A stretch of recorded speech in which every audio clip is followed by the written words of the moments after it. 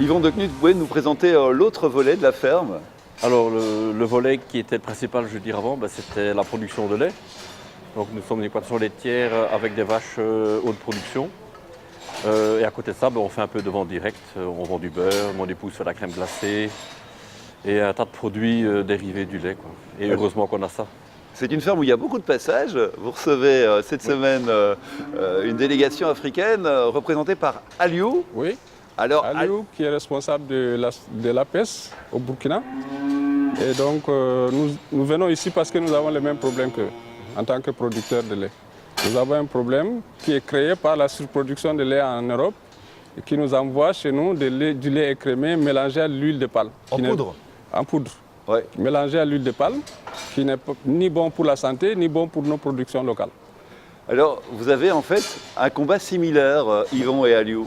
Oui, chez nous en Europe, à cause de la surproduction, on n'arrive pas non plus à avoir un prix rémunérateur.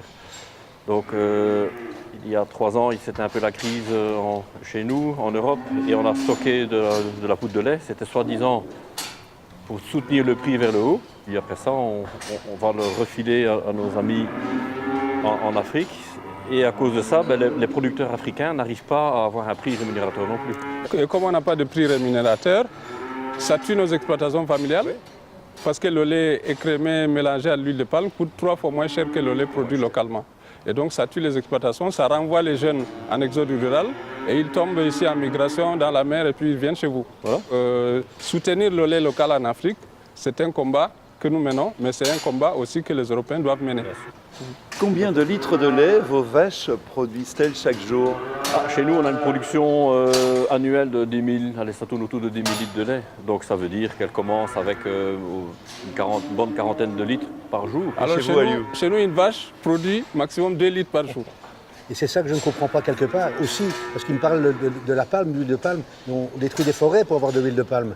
Donc finalement, on revient dans un contexte tel que c'est un problème mondial, mais la solution, elle est locale. Hein. La surproduction de lait crée des problèmes environnementaux. Parce que quand pour surproduire, vous nourrissez vos vaches avec du maïs et avec du soja. Et le soja, il est cultivé au Brésil.